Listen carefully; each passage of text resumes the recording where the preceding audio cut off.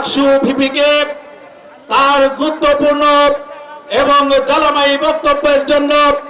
সংগ্রামী বন্ধুগণ, এর পর্যায়ে আমাদের সামনে বক্তব্য রাখছেন খেলাফত মজলিসের কেন্দ্রীয় সাংগঠনিক সেক্রেটারি মুহাদ্দিস শেখ মোহাম্মদ সালাউদ্দিন। বক্তব্য রাখছেন মুহাদ্দিস শেখ মোহাম্মদ সালাউদ্দিন। আসসালামু আলাইকুম ওয়া রাহমাতুল্লাহি ওয়া বারাকাতুহু।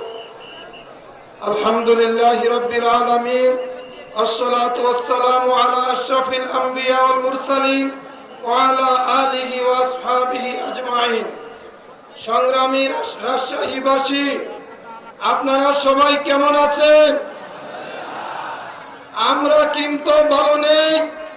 যে জুলাই যুদ্ধে 2000 ছাত্র জনতা জীবন দিয়েছে, যেই ফ্যাসিস্ট জালিম শাহী খুনি হাসিনার পতন নিশ্চিত করতে 2013 সালে শাপলা চত্বরে শত শত নিরীহ আলেম এবং মাদ্রাসার ছাত্রদেরকে রাতের আধারে টিভি চ্যানেল বন্ধ করে দিয়ে খুন করা হয়েছে, শহীদ করা হয়েছে।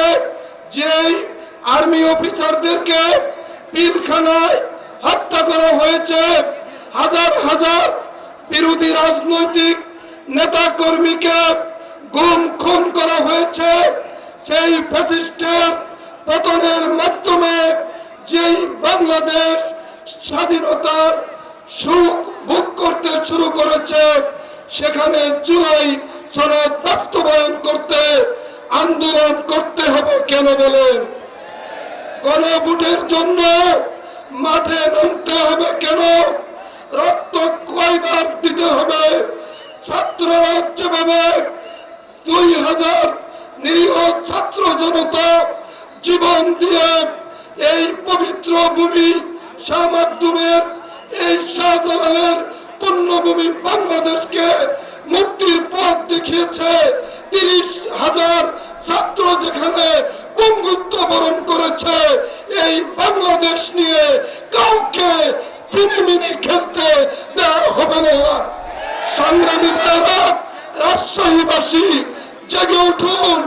আমি মানিকগঞ্জের সন্তান হিসেবে বলতে চাই, যেই গানের নর্তকীকে সংসদে নিয়ে শেখ হাসিনা 15 বছর সংসদে গান বাজিয়ে পবিত্র সংসদকে অপমানিত করেছে, সেই মানিকগঞ্জ 2 আসনে এবার দেয়ালগড়ি প্রতীক নিয়ে ইনশাল্লাহ আমি আশাবাদী এবার 8 দলের বিজয় হবে।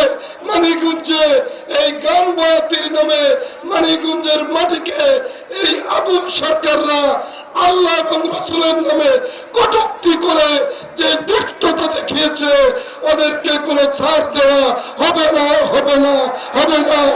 নারায়ে তাকবীর, নারায়ে তাকবীর।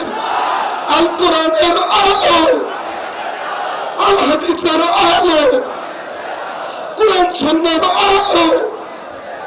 কাদিয়ানীদেরকে অমুসলিম ঘোষণা করতে হলে আলেমদেরকে, 8 দলীয় জোটের প্রার্থীদেরকে, ইসলামী শক্তিকে পার্লামেন্টে পাঠাতে হবে।